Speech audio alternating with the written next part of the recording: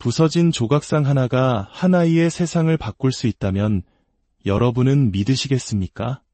이것은 눈부신 기적에 대한 이야기가 아닙니다. 가장 낮고 어두운 곳에서 피어난 아주 작은 기도와 따뜻한 마음이 어떻게 길을 만들어내는가에 대한 조용한 기록입니다. 오늘 이 이야기가 여러분의 마음에 작은 울림을 준다면 주님의 은총을 나누는 마음으로 이 채널에 구독과 좋아요를 눌러주십시오. 여러분의 작은 손길이 또 다른 길을 만드는 시작이 될 것입니다. 이야기를 듣는 모든 분들의 삶에 평화가 가득하기를 먼저 기도드립니다. 서울의 하늘 아래 잊혀진 듯한 변두리 동네, 낡은 공단지대를 지나면 서로의 등을 겨우 기댄 채 서 있는 좁은 쪽방촌이 미로처럼 이어집니다. 어쩌면 우리들의 기억 속에 희미하게 남아있는 70년대의 풍경과도 닮아있을지 모릅니다.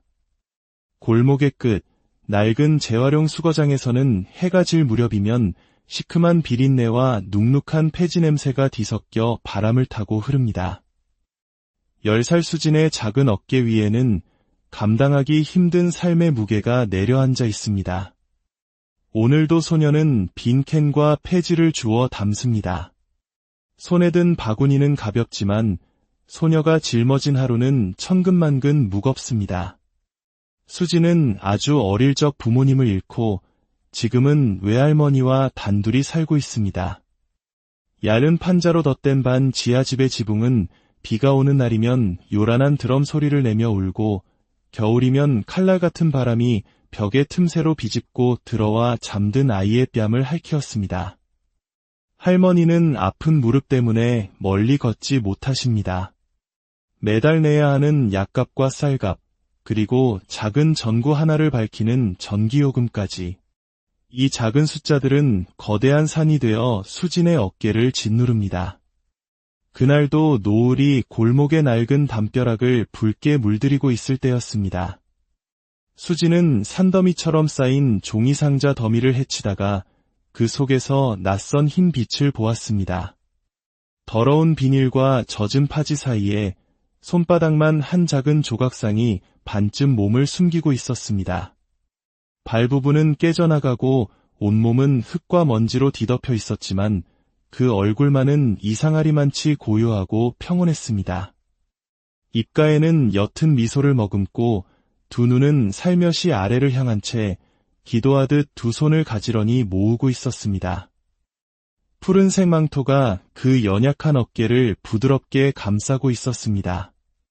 수지는 왠지 모르게 가슴이 쿵 하고 내려앉는 것을 느꼈습니다. 돈이 될 리도 팔 수도 없는 부서진 조각상.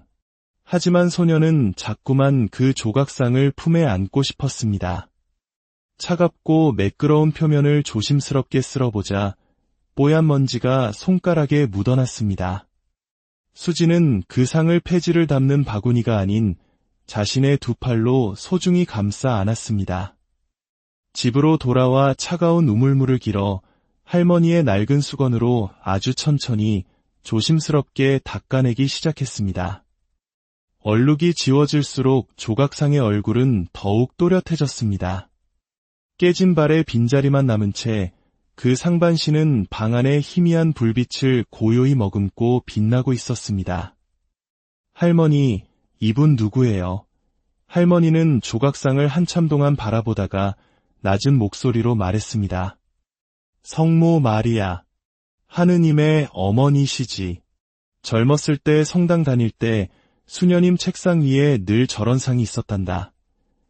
그 말 한마디에 방 안의 공기가 경건하게 바뀌는 듯했습니다. 수지는 낡고 한쪽 다리가 흔들리는 책상 위에 해진 손수건을 곱게 펼쳤습니다. 그리고 그 위에 성모상을 모셨습니다. 골목에서 꺾어온 노란 들꽃을 빈 요구르트 병에 꽂아 그 옆에 세웠습니다. 그 순간만큼은 그 낡은 책상이 세상에서 가장 거룩한 제단이 되었습니다. 밤이 깊어졌습니다. 지붕 틈으로 스며든 희미한 달빛이 성모상에 감은 눈두덩을 부드럽게 스쳤습니다. 수지는 그 앞에 마주 앉아 숨소리를 골랐습니다. 기도문을 외우는 법은 몰랐지만 마음이 먼저 단어를 만들어냈습니다. 저는 엄마 얼굴을 몰라요. 사진도 없고 목소리도 기억나지 않아요. 그런데 이상하죠. 오늘은 꼭 엄마가 여기 앉아 계신 것 같아요. 다른 건 바라지 않아요. 그냥 발이 덜 시린 새 신발 한 켤레만 있었으면 좋겠어요. 학교에 가면 아이들이 제 발을 보지 않았으면 좋겠어요. 저도 그냥 친구들 사이에 아무렇지 않게 서 있을 수 있었으면 좋겠어요. 말이 끝나자 방 안은 더욱 고요해졌습니다. 바깥에서는 화물차가 지나가는 소리가 길게 꼬리를 물고 이어졌습니다. 성모상은 아무런 대답이 없었지만 수지는 분명히 느낄 수 있었습니다. 누군가 자신의 이야기를 들어주고 있다는 것을. 그 느리고도 단단한 확신이 심장에 뿌리 내리는 데는 오랜 시간이 걸리지 않았습니다. 어쩌면 발이 없는 이 성모상이 수진에게 새로운 길을 내어줄지도 모른다고 생각했습니다. 아주 천천히 말입니다. 그날 밤 수진은 찢어진 끈을 고무줄로 동여맨 낡은 고무신을 벗어 잠자리 맡에 가지런히 놓았습니다. 내일도 이 신발을 신어야 한다는 사실은 변하지 않았지만 마음은 이상하게 깃털처럼 가벼웠습니다. 눈을 감자 성모님의 푸른 망토가 바람처럼 스치는 듯했고 그 차가운 바람 속에는 분명 따스함이 섞여 있었습니다. 새벽녘 얕은 잠에서 깬 수지는 혹시나 하는 마음에 조심스럽게 물었습니다. 혹시 내일 아침 문을 열었을 때 아주 작은 변화라도 와 있으면 어떨까? 작은 봉투 하나, 혹은 작은 쪽지 한 장. 아니, 아무것도 없어도 괜찮았습니다. 누군가 너를 지켜보고 있다는 것, 그 대답 하나만으로도 충분했으니까요. 수지는 어설프게 성호를 긋는 흉내를 내며 낮은 목소리로 밤을 접었습니다. 아멘. 다음날 아침 빛이 골목 담벼락을 타고 내려왔습니다. 수지는 문고리를 잡은 손을 잠깐 멈췄습니다. 어젯밤의 예감이 손끝까지 전해져 왔습니다. 심장이 두근거렸습니다. 문을 살짝 열자 문기둥에 박힌 낡은 못 하나에 하얀 비닐봉지가 조용히 매달려 있었습니다. 속이 비치는 봉지 안으로 연두빛이 번져 보였습니다. 수지는 떨리는 손으로 봉지를 떼어 들었습니다. 매듭을 조심스럽게 풀자 그 안에는 한 번도 신지 않은 새 고무 슬리퍼 한 켤레가 들어있었습니다. 산뜻한 연두빛에 두툼한 끈이 달린 슬리퍼. 바닥에는 공장에서 막 찍어낸 무늬가 선명했습니다. 새 고무 냄새가 코끝을 간지렸고 신어보니 신기하게도 발에 딱 맞았습니다. 골목은 텅 비어 있었습니다. 누가 두고 갔는지 아무런 흔적도 쪽지도 없었습니다. 수지는 그 신발을 가슴에 꼭 껴안았습니다. 가벼웠지만 결코 가볍지 않은 무게였습니다. 방으로 돌아와 성모상 앞에 선 수지는 말없이 허리를 깊이 숙였습니다. 감사합니다. 그 말밖에는 아무것도 떠오르지 않았습니다. 학교로 가는 길, 햇빛이 밤새 내린 비웅덩이에 부딪혀 반짝였습니다. 한 걸음, 또 한 걸음. 새 슬리퍼는 낡은 고무신처럼 끌리는 소리 대신 폭 하는 부드러운 소리를 냈습니다. 부끄럽지 않은 소리, 숨을 길게 내쉬게 만드는 안도감의 소리였습니다. 쉬는 시간, 늘 수진을 놀리던 민수가 지나가다 슬리퍼를 힐끗 보더니 무심코 중얼거렸습니다. 세건의 그 말 뒤에는 어떤 비웃음도 따라붙지 않았습니다. 다른 아이가 다가와 말했습니다. 색깔 예쁘다. 수지는 대답 대신 환하게 미소 지었습니다. 그늘에 머물던 아이의 마음이 햇살 속으로 한 걸음 내딛는 순간이었습니다. 수지는 조용히 생각했습니다. 누가 놓고 갔을까? 정말 성모님 때문일까? 정답은 알 수 없었지만 정답보다 감사가 먼저 마음에 차올랐습니다. 그날 저녁 학교에서 돌아오는 길에 들른 골목 어귀의 작은 슈퍼. 계산대 뒤에 서 있던 젊은 여자가 고개를 들었습니다. 이름표에는 지연이라고 적혀 있었습니다. 그녀는 수진의 발끝, 연두빛 슬리퍼에서 잠시 시선을 멈췄습니다. 며칠 전 비가 쏟아지던 밤, 지연은 슈퍼 뒷문에서 쓰레기를 정리하다 재활용 수거장 한쪽에서 웅크리고 앉은 한 아이를 보았습니다. 아이의 품에는 깨진 성모상이 안겨 있었고 작은 입술은 무언가를 간절히 속삭이고 있었습니다. 그것은 분명 기도였습니다. 지연에게도 비슷한 유년의 기억이 있었습니다. 전라도의 작은 성당 옆 보육원, 밤마다 창가에 놓인 나무 성모상 앞에서 소리 없이 울었던 날들. 밥이 모자라 울고 사람이 그리워 울었던 수많은 밤. 그녀는 아이의 기도가 무엇을 향한 것인지 알 수 있었습니다. 어젯밤 수진의 집 문고리에 하얀 봉투를 걸어둔 것은 바로 지연의 손이었습니다. 값비싼 선물은 아니었지만 지연은 알고 있었습니다. 새 신발 한 켤레가 한 아이에게 어떤 밤을 건너게 하고 어떤 아침을 맞이하게 하는지를.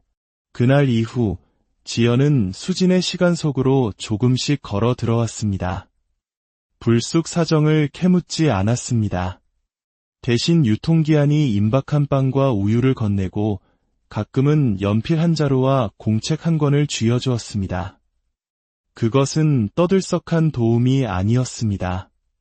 상대가 부담을 느끼지 않도록 아주 조용하고 세심하게 스며드는, 한국 사람들이 정이라고 부르는 바로 그런 마음이었습니다. 어느 늦은 밤 그 길 위로 갑작스러운 어둠이 내려왔습니다. 할머니의 기침이 깊어졌고 이마에서는 불덩이 같은 열이 끓었습니다. 약봉지는 비어 있었고 할머니의 숨소리는 점점 희미해졌습니다. 수진의 심장이 촛불처럼 흔들렸습니다. 은총이 가득하신 마리아님, 지금 저희를 보아주세요. 수진은 옆집 문을 두드렸고 곧이어 골목으로 사이렌 소리가 미끄러져 들어왔습니다. 응급실의 형광등은 밤보다 더 창백했고 소독약 냄새가 코를 찔렀습니다. 두려움이 온몸을 감쌌습니다. 그때 등 뒤에서 익숙한 목소리가 들려왔습니다. 수진아, 지연이었습니다. 그녀의 손에는 따뜻한 컵죽과 물병, 그리고 낡은 카디건이 들려 있었습니다. 구급차가 골목으로 들어오는 걸 봤어. 따라왔어. 짧은 말 속에 긴 숨이 담겨 있었습니다. 지연은 밤새 수진의 곁을 지켰습니다. 식어버린 아이의 어깨에 카디건을 덮어주고 할머니의 마른 입술을 물수건으로 적셔주었습니다. 그 손길은 오래전 누군가의 아픈 밤을 먼저 건너온 사람의 손길이었습니다. 의사는 고비를 넘겼다고 말했습니다. 짧은 문장 하나가 골목만큼이나 길고 깊은 안도의 길을 열어주었습니다. 수진은 품에 안고 온 성모상에게 속삭였습니다. 오늘도 저희를 지켜보셨죠? 대답은 들리지 않았지만 대답처럼 따뜻한 온기가 분명히 있었습니다. 기도가 기적이 되지 않아도 기도는 길이 될 수 있었습니다. 그리고 그 길 위에는 늘 사람이 있었습니다. 며칠 후 할머니는 병실로 옮겨졌고 수진은 지연과 함께 잠시 집에 들렀습니다. 지연은 성모자 그림이 담긴 작은 액자를 가져와 책상 위 성모상 옆에 세워두었습니다. 그녀는 오래전 본당 수녀님께 들었던 말을 떠올렸습니다. 사랑은 크게 보이지 않을 때가 많단다. 대신 오래 간단다. 지연은 무리하지 않고 떠밀지 않고 그저 수진의 옆에서 속도를 맞춰 함께 걷기로 했습니다. 몇 해가 흘렀습니다. 서울의 어느 성당 강당, 오후 햇살이 창을 타고 내려와 바닥을 환하게 비추고 있었습니다. 마이크 앞에 이제는 앳된 소녀가 아닌 단단한 청년이 된 수진이 서 있었습니다. 저는 수진이에요. 어릴 때 골목 끝 재활용 수거장에서 발이 없는 성모상을 주었어요. 그날 밤 저는 새 신발 한 켤레를 기도했습니다. 다음 날 아침 문고리에는 연두빛 슬리퍼가 걸려 있었죠. 강당에 모인 아이들의 눈이 반짝였습니다. 기적이라고 부를 수도 있겠죠. 하지만 저는 그때 처음 알았어요. 기도가 꼭 번쩍이는 일을 만들지 않아도 사람에게로 향하는 길을 만든다는 것을요. 그 길에서 저는 지연 언니를 만났습니다. 탁자 옆 의자에 앉아있던 지연이 조용히 미소 지었습니다. 그녀의 손에는 오늘 아이들에게 나눠줄 새 신발의 사이즈표가 들려 있었습니다. 수지는 이제 자신이 받았던 그 길을 다른 아이들을 위해 만들어가는 사람이 되었습니다. 초록 슬리퍼라는 이름으로 아이들의 발을 먼저 돕는 작은 단체를 이끌고 있었습니다. 발이 조용해지면 마음이 먼저 웃는다는 것을 누구보다 잘 알기 때문입니다. 수지는 말을 이었습니다. 진짜 무서울 때는요. 먼저 조용히 앉아서 숨을 골라요. 그리고 한 사람을 떠올려요. 저에게는 지연 언니 같은 사람이요. 그리고 마음속으로 말해요. 나 여기 있어요. 그 말이 끝나면 신기하게도 다음 걸음이 보여요. 행사가 끝나고 지연과 수지는 텅 빈 강당을 함께 걸었습니다. 오늘 아이들 표정 봤지? 응. 발이 먼저 웃더라. 두 사람의 웃음이 햇살 속에 부드럽게 겹쳐졌습니다. 수지는 마음속으로 오래전 골목을 다시 걸었습니다. 문기둥의 못, 하얀 봉투, 연두빛 슬리퍼, 응급실의 하얀 등, 떨리던 촛불, 그리고 두 장의 사진. 그 모든 길을 지나 지금 여기에 서 있었습니다. 기도는 기적이 되지 않아도 괜찮았습니다. 기도는 길이 되고 기억이 되어 내일을 견디게 하는 힘을 주었습니다. 수지는 아주 조용히 그러나 세상에서 가장 단단한 목소리로 속삭였습니다. 내일도 여기서부터 시작하겠습니다. 아멘. 오늘 이 이야기는 우리에게 묻습니다.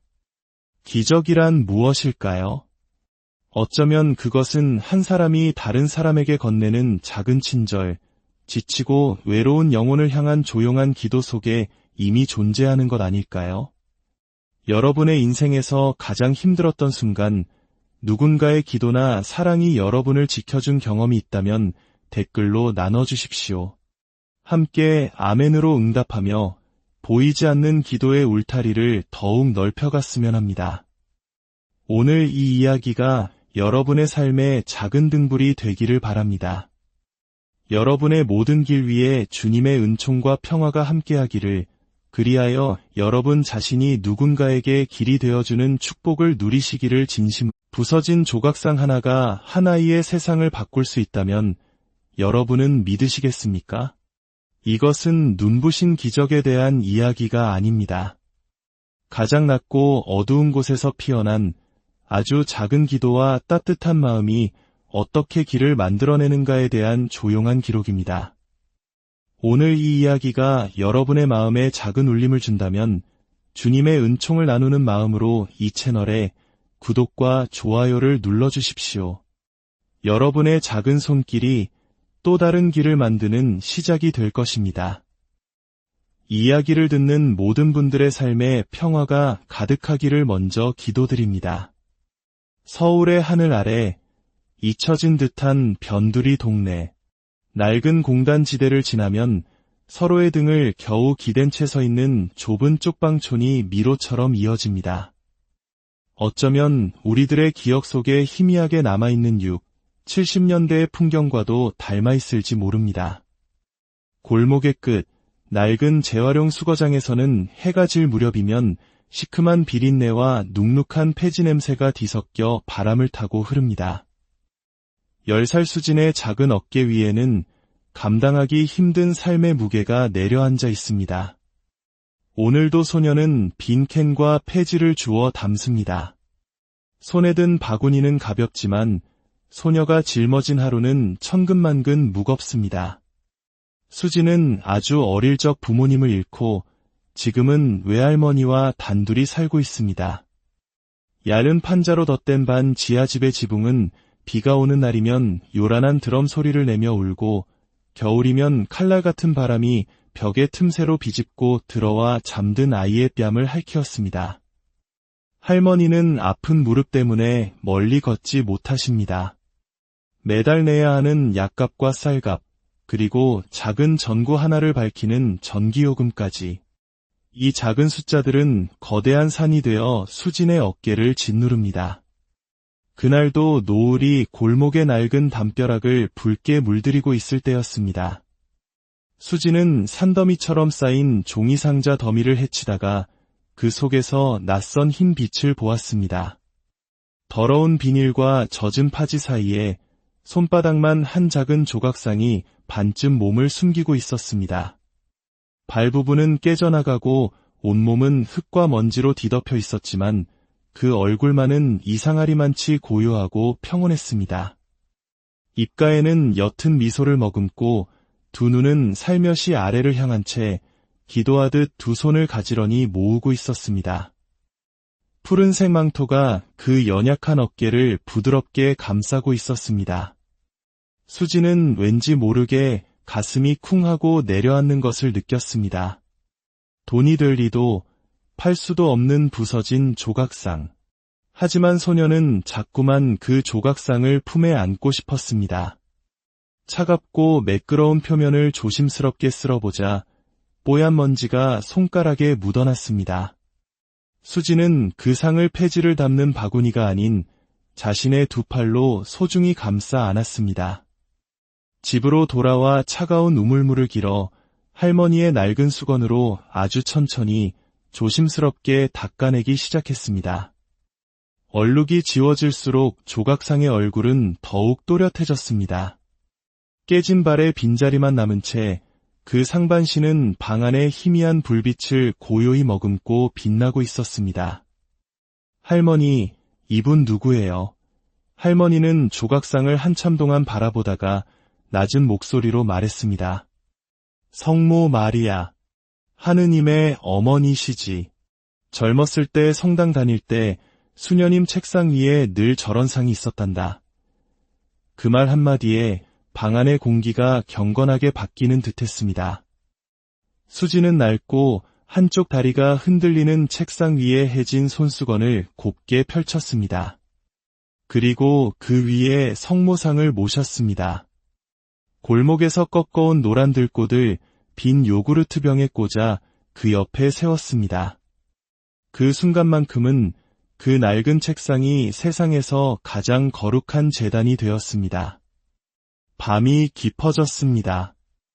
지붕 틈으로 스며든 희미한 달빛이 성모상에 감은 눈두덩을 부드럽게 스쳤습니다.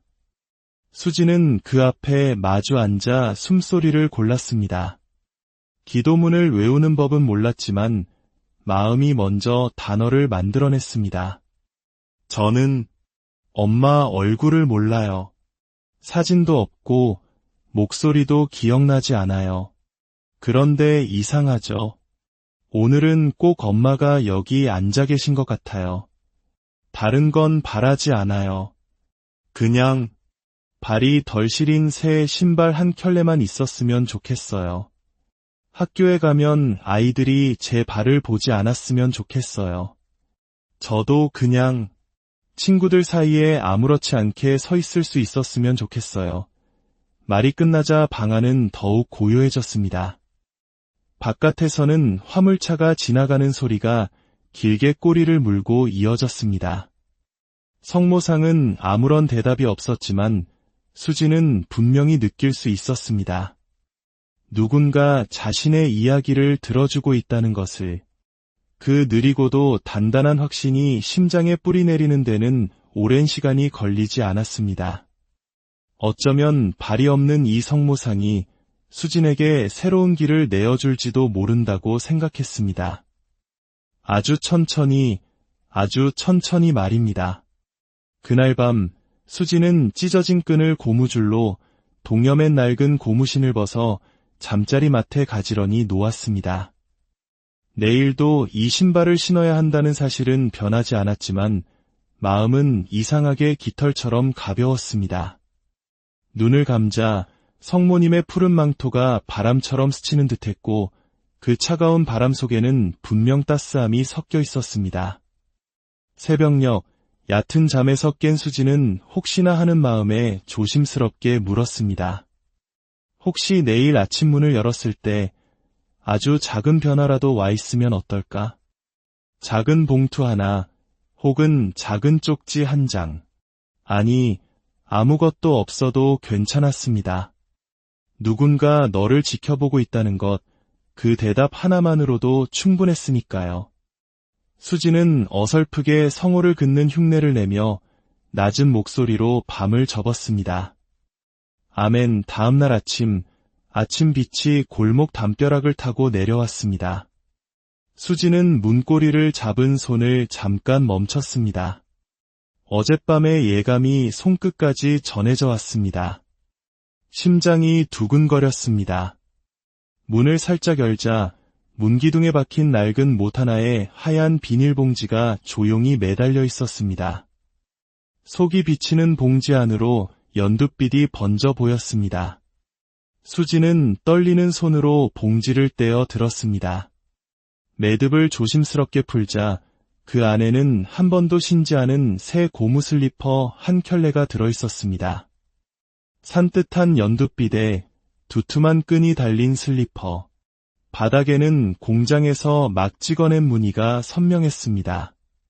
새 고무 냄새가 코끝을 간지렸고 신어보니 신기하게도 발에 딱 맞았습니다.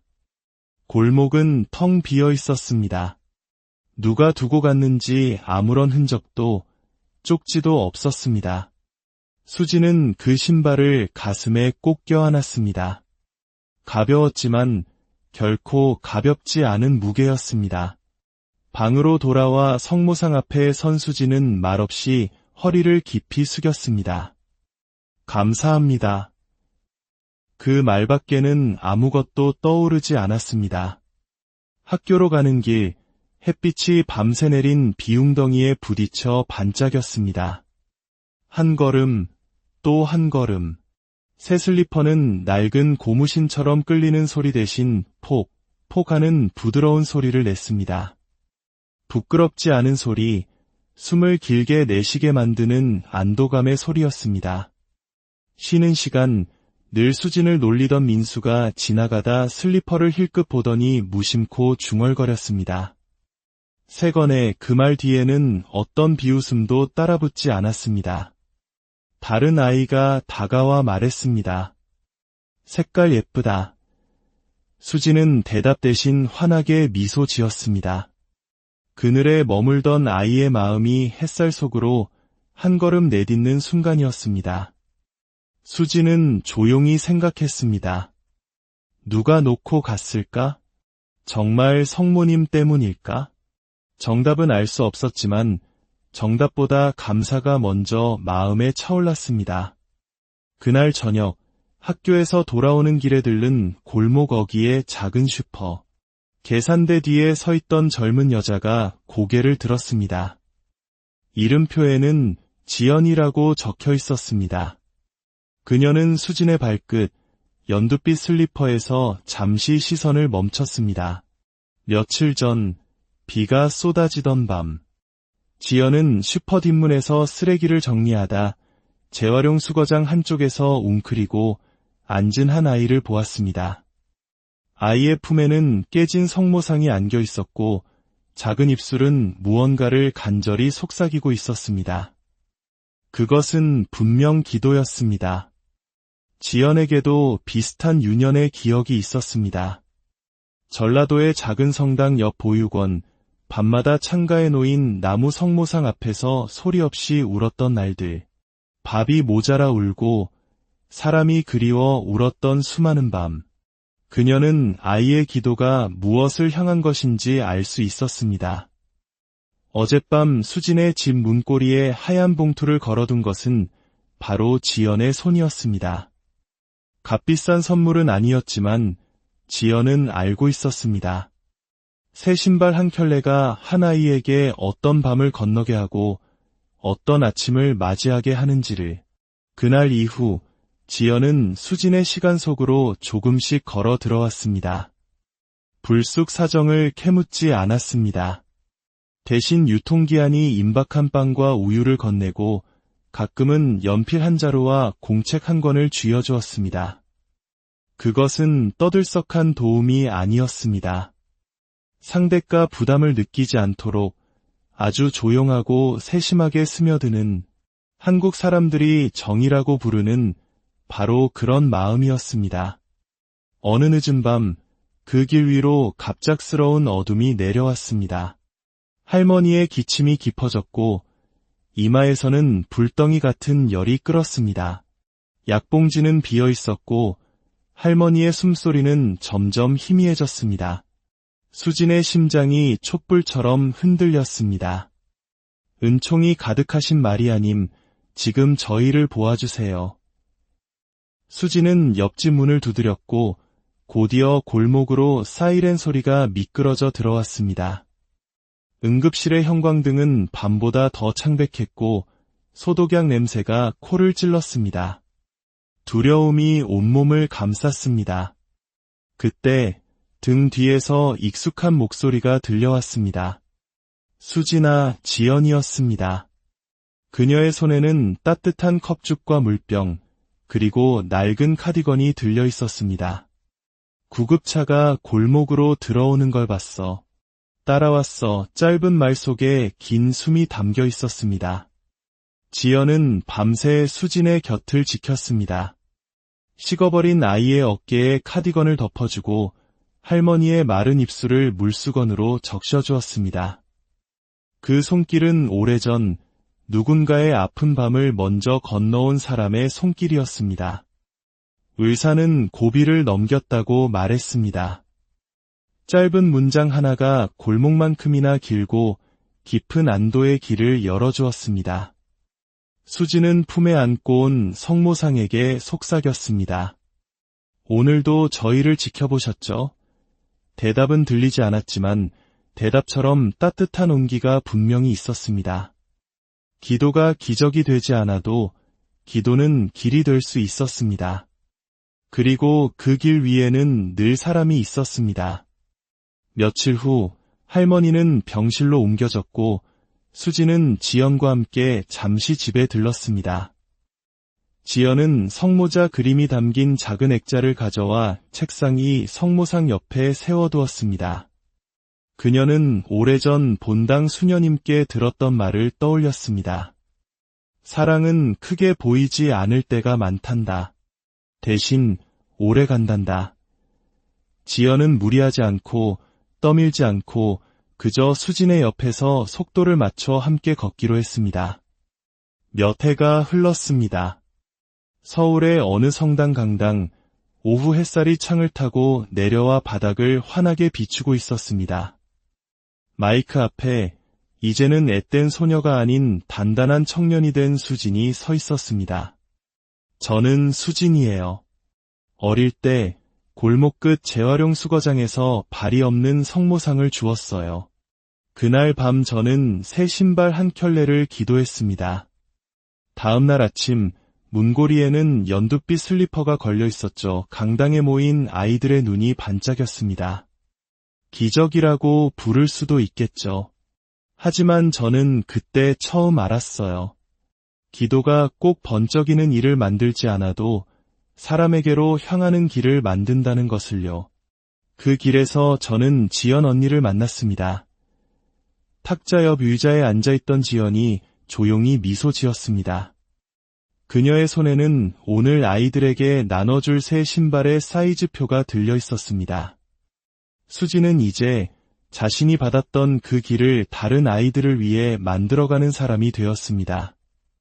초록 슬리퍼라는 이름으로 아이들의 발을 먼저 돕는 작은 단체를 이끌고 있었습니다. 발이 조용해지면 마음이 먼저 웃는다는 것을 누구보다 잘 알기 때문입니다. 수지는 말을 이었습니다. 진짜 무서울 때는요. 먼저 조용히 앉아서 숨을 골라요. 그리고 한 사람을 떠올려요. 저에게는 지연 언니 같은 사람이요. 그리고 마음속으로 말해요. 나 여기 있어요. 그 말이 끝나면 신기하게도 다음 걸음이 보여요. 행사가 끝나고 지연과 수지는 텅 빈 강당을 함께 걸었습니다. 오늘 아이들 표정 봤지? 응. 발이 먼저 웃더라. 두 사람의 웃음이 햇살 속에 부드럽게 겹쳐졌습니다. 수지는 마음속으로 오래전 골목을 다시 걸었습니다. 문기둥의 못, 하얀 봉투, 연두빛 슬리퍼, 응급실의 하얀 등, 떨리던 촛불, 그리고 두 장의 사진. 그 모든 길을 지나 지금 여기에 서 있었습니다. 기도는 기적이 되지 않아도 괜찮았습니다. 기도는 길이 되고 기억이 되어 내일을 견디게 하는 힘을 주었습니다. 수지는 아주 조용히, 그러나 세상에서 가장 단단한 목소리로 속삭였습니다. 내일도 여기서부터 시작하겠습니다. 아멘. 오늘 이 이야기는 우리에게 묻습니다. 기적이란 무엇일까요? 어쩌면 그것은 한 사람이 다른 사람에게 건네는 작은 친절, 지치고 외로운 영혼을 향한 조용한 기도 속에 이미 존재하는 것 아닐까요? 여러분의 인생에서 가장 힘들었던 순간, 누군가의 기도나 사랑이 여러분을 지켜준 경험이 있다면 댓글로 나눠주십시오. 함께 아멘으로 응답하며 보이지 않는 기도의 울타리를 더욱 넓혀갔으면 합니다. 오늘 이 이야기가 여러분의 삶의 작은 등불이 되기를 바랍니다. 여러분의 모든 길 위에 주님의 은총과 평화가 함께하기를, 그리하여 여러분 자신이 누군가에게 길이 되어주는 축복을 누리시기를 진심. 부서진 조각상 하나가 한 아이의 세상을 바꿀 수 있다면 여러분은 믿으시겠습니까? 이것은 눈부신 기적에 대한 이야기가 아닙니다. 가장 낮고 어두운 곳에서 피어난 아주 작은 기도와 따뜻한 마음이 어떻게 길을 만들어내는가에 대한 조용한 기록입니다. 오늘 이 이야기가 여러분의 마음에 작은 울림을 준다면 주님의 은총을 나누는 마음으로 이 채널에 구독과 좋아요를 눌러주십시오. 여러분의 작은 손길이 또 다른 길을 만드는 시작이 될 것입니다. 이야기를 듣는 모든 분들의 삶에 평화가 가득하기를 먼저 기도드립니다. 서울의 하늘 아래 잊혀진 듯한 변두리 동네, 낡은 공단지대를 지나면 서로의 등을 겨우 기댄 채 서 있는 좁은 쪽방촌이 미로처럼 이어집니다. 어쩌면 우리들의 기억 속에 희미하게 남아있는 70년대의 풍경과도 닮아있을지 모릅니다. 골목의 끝, 낡은 재활용 수거장에서는 해가 질 무렵이면 시큼한 비린내와 눅눅한 폐지 냄새가 뒤섞여 바람을 타고 흐릅니다. 10살 수진의 작은 어깨 위에는 감당하기 힘든 삶의 무게가 내려앉아 있습니다. 오늘도 소녀는 빈 캔과 폐지를 주워 담습니다. 손에 든 바구니는 가볍지만 소녀가 짊어진 하루는 천근만근 무겁습니다. 수지는 아주 어릴 적 부모님을 잃고 지금은 외할머니와 단둘이 살고 있습니다. 얇은 판자로 덧댄 반 지하집의 지붕은 비가 오는 날이면 요란한 드럼 소리를 내며 울고 겨울이면 칼날 같은 바람이 벽의 틈새로 비집고 들어와 잠든 아이의 뺨을 핥히었습니다. 할머니는 아픈 무릎 때문에 멀리 걷지 못하십니다. 매달 내야 하는 약값과 쌀값, 그리고 작은 전구 하나를 밝히는 전기요금까지. 이 작은 숫자들은 거대한 산이 되어 수진의 어깨를 짓누릅니다. 그날도 노을이 골목의 낡은 담벼락을 붉게 물들이고 있을 때였습니다. 수진은 산더미처럼 쌓인 종이상자 더미를 헤치다가 그 속에서 낯선 흰 빛을 보았습니다. 더러운 비닐과 젖은 파지 사이에 손바닥만 한 작은 조각상이 반쯤 몸을 숨기고 있었습니다. 발 부분은 깨져나가고 온몸은 흙과 먼지로 뒤덮여 있었지만 그 얼굴만은 이상하리만치 고요하고 평온했습니다. 입가에는 옅은 미소를 머금고 두 눈은 살며시 아래를 향한 채 기도하듯 두 손을 가지런히 모으고 있었습니다.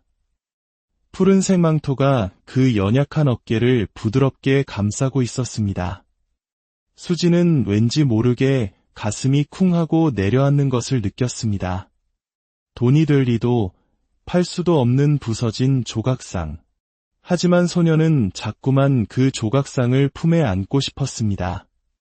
차갑고 매끄러운 표면을 조심스럽게 쓸어보자 뽀얀 먼지가 손가락에 묻어났습니다. 수지는 그 상을 폐지를 담는 바구니가 아닌 자신의 두 팔로 소중히 감싸 안았습니다. 집으로 돌아와 차가운 우물물을 길어 할머니의 낡은 수건으로 아주 천천히 조심스럽게 닦아내기 시작했습니다. 얼룩이 지워질수록 조각상의 얼굴은 더욱 또렷해졌습니다. 깨진 발에 빈자리만 남은 채 그 상반신은 방 안의 희미한 불빛을 고요히 머금고 빛나고 있었습니다. 할머니, 이분 누구예요? 할머니는 조각상을 한참 동안 바라보다가 낮은 목소리로 말했습니다. 성모 마리아, 하느님의 어머니시지. 젊었을 때 성당 다닐 때 수녀님 책상 위에 늘 저런 상이 있었단다. 그 말 한마디에 방 안의 공기가 경건하게 바뀌는 듯했습니다. 수지는 낡고 한쪽 다리가 흔들리는 책상 위에 해진 손수건을 곱게 펼쳤습니다. 그리고 그 위에 성모상을 모셨습니다. 골목에서 꺾어온 노란 들꽃을 빈 요구르트 병에 꽂아 그 옆에 세웠습니다. 그 순간만큼은 그 낡은 책상이 세상에서 가장 거룩한 제단이 되었습니다. 밤이 깊어졌습니다. 지붕 틈으로 스며든 희미한 달빛이 성모상에 감은 눈두덩을 부드럽게 스쳤습니다. 수지는 그 앞에 마주 앉아 숨소리를 골랐습니다. 기도문을 외우는 법은 몰랐지만 마음이 먼저 단어를 만들어냈습니다. 저는 엄마 얼굴을 몰라요. 사진도 없고 목소리도 기억나지 않아요. 그런데 이상하죠. 오늘은 꼭 엄마가 여기 앉아 계신 것 같아요. 다른 건 바라지 않아요. 그냥 발이 덜 시린 새 신발 한 켤레만 있었으면 좋겠어요. 학교에 가면 아이들이 제 발을 보지 않았으면 좋겠어요. 저도 그냥 친구들 사이에 아무렇지 않게 서 있을 수 있었으면 좋겠어요. 말이 끝나자 방 안은 더욱 고요해졌습니다. 바깥에서는 화물차가 지나가는 소리가 길게 꼬리를 물고 이어졌습니다. 성모상은 아무런 대답이 없었지만 수지는 분명히 느낄 수 있었습니다. 누군가 자신의 이야기를 들어주고 있다는 것을. 그 느리고도 단단한 확신이 심장에 뿌리 내리는 데는 오랜 시간이 걸리지 않았습니다.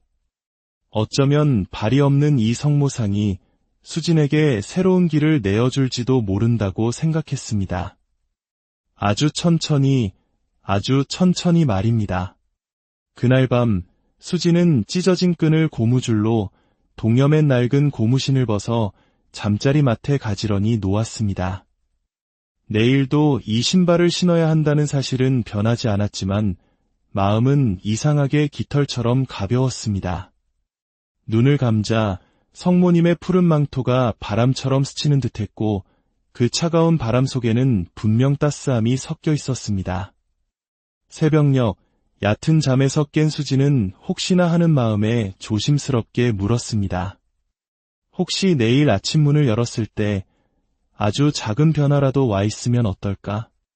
작은 봉투 하나 혹은 작은 쪽지 한 장. 아니, 아무것도 없어도 괜찮았습니다.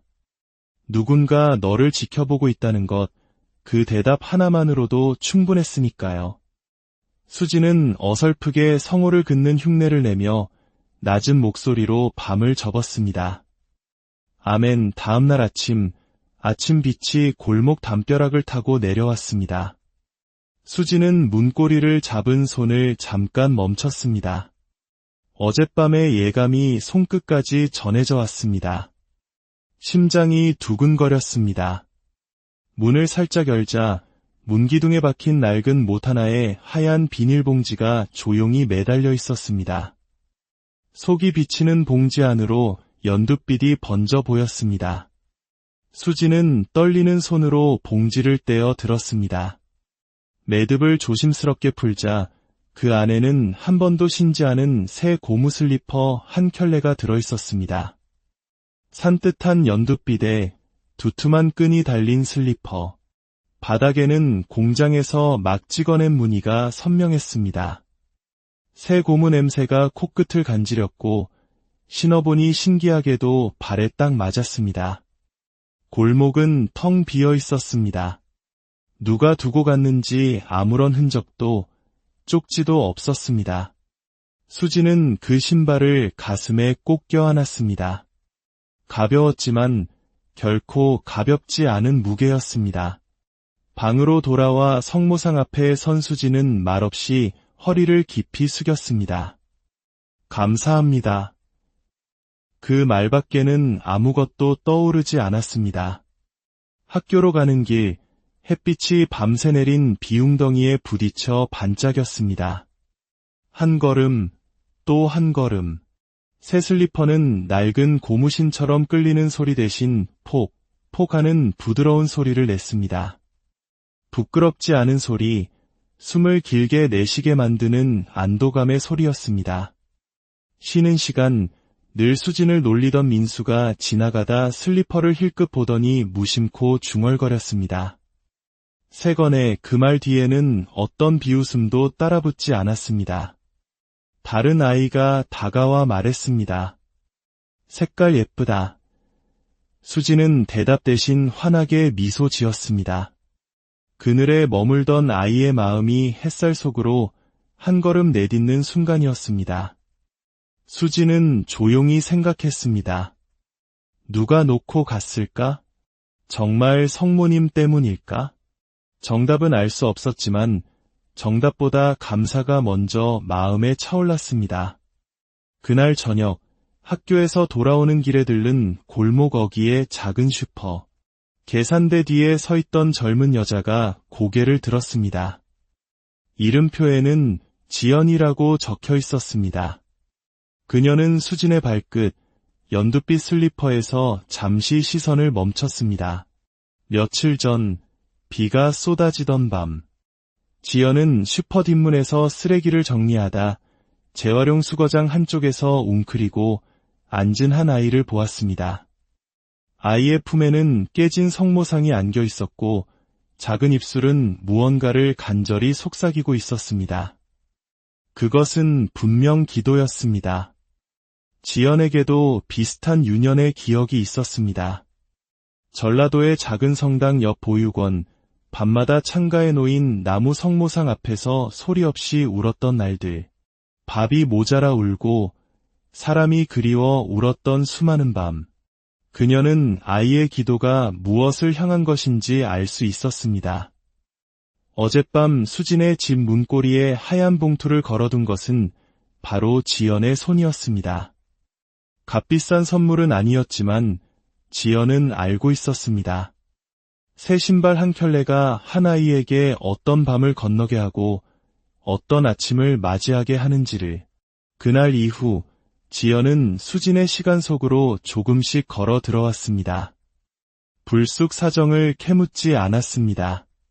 대신 유통기한이 임박한 빵과 우유를 건네고 가끔은 연필 한 자루와 공책 한 권을 쥐어주었습니다.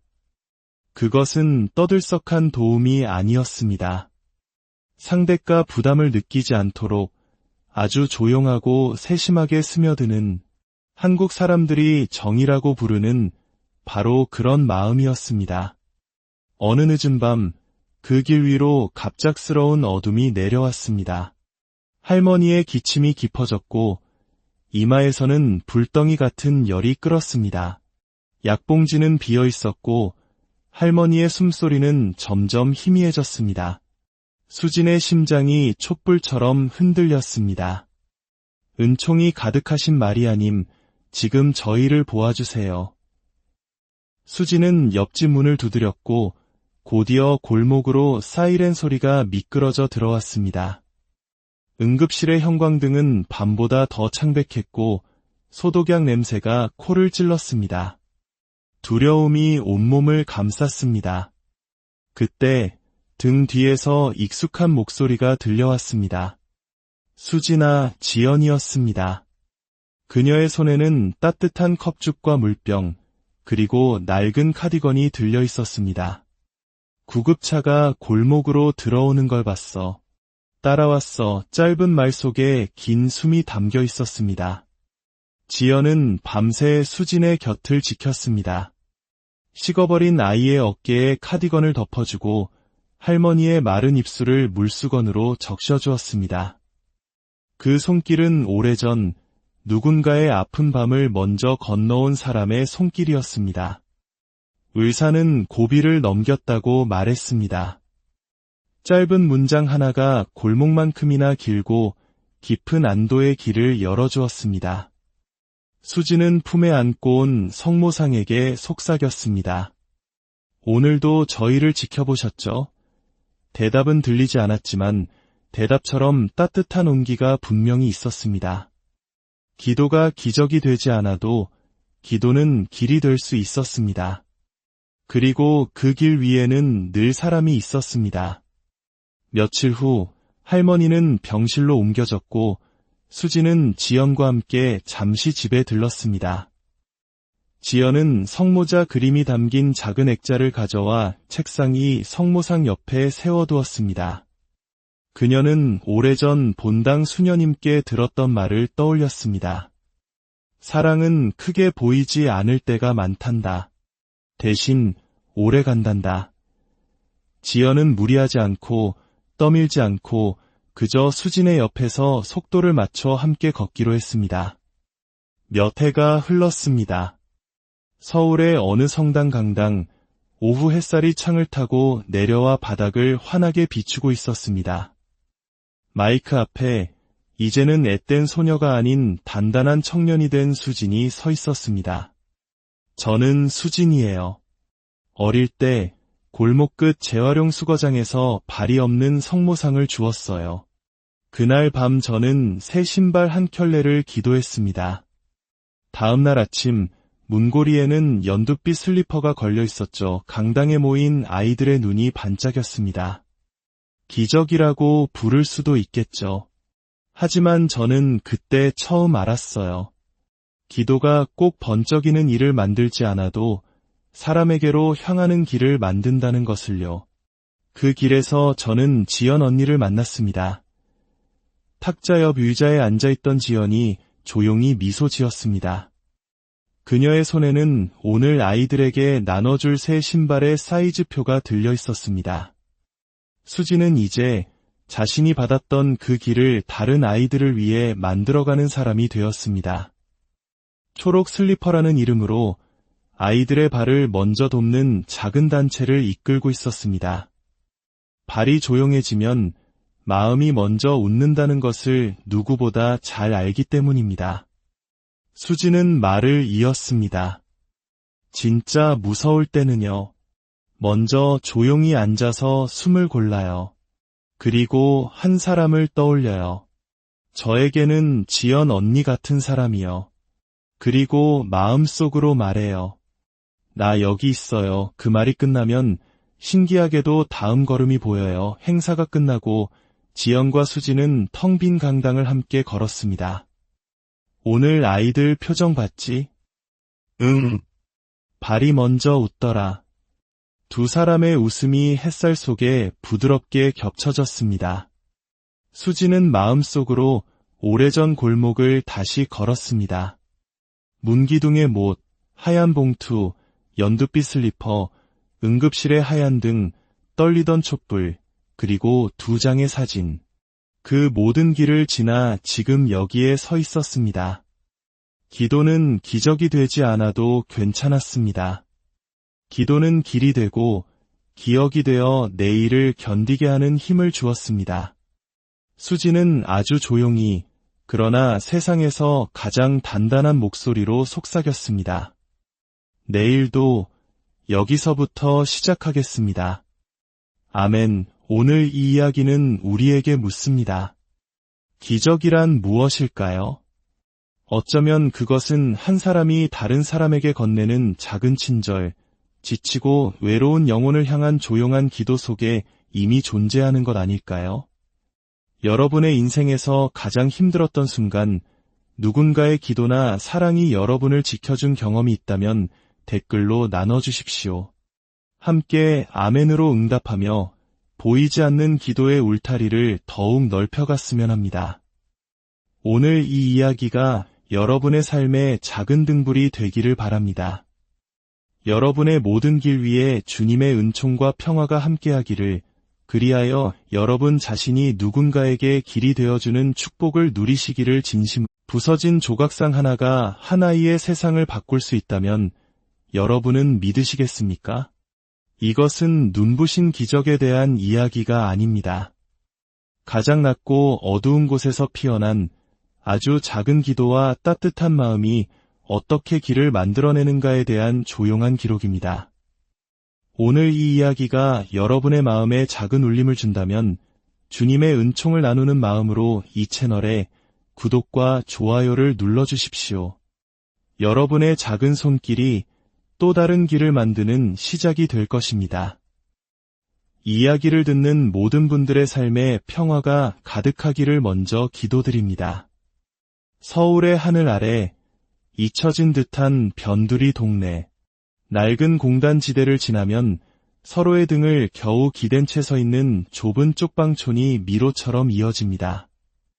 어쩌면 우리들의 기억 속에 희미하게 남아있는 70년대의 풍경과도 닮아있을지 모릅니다. 골목의 끝, 낡은 재활용 수거장에서는 해가 질 무렵이면 시큼한 비린내와 눅눅한 폐지 냄새가 뒤섞여 바람을 타고 흐릅니다. 10살 수진의 작은 어깨 위에는 감당하기 힘든 삶의 무게가 내려앉아 있습니다. 오늘도 소녀는 빈 캔과 폐지를 주워 담습니다. 손에 든 바구니는 가볍지만 소녀가 짊어진 하루는 천근만근 무겁습니다. 수지는 아주 어릴 적 부모님을 잃고 지금은 외할머니와 단둘이 살고 있습니다. 얇은 판자로 덧댄 반 지하집의 지붕은 비가 오는 날이면 요란한 드럼 소리를 내며 울고 겨울이면 칼날 같은 바람이 벽의 틈새로 비집고 들어와 잠든 아이의 뺨을 핥히었습니다. 할머니는 아픈 무릎 때문에 멀리 걷지 못하십니다. 매달 내야 하는 약값과 쌀값, 그리고 작은 전구 하나를 밝히는 전기요금까지. 이 작은 숫자들은 거대한 산이 되어 수진의 어깨를 짓누릅니다.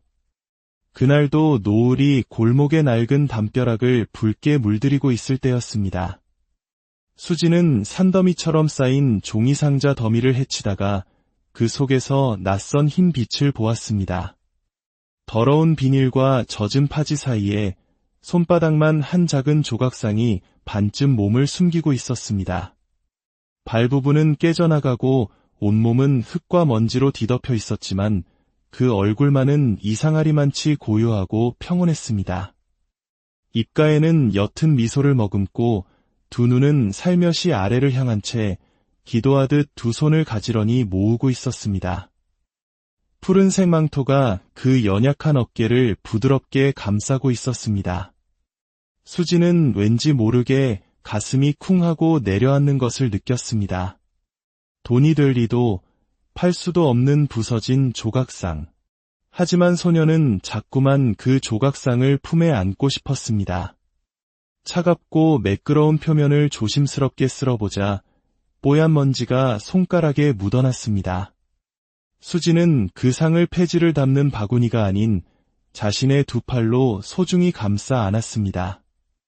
집으로 돌아와 차가운 우물물을 길어 할머니의 낡은 수건으로 아주 천천히 조심스럽게 닦아내기 시작했습니다. 얼룩이 지워질수록 조각상의 얼굴은 더욱 또렷해졌습니다.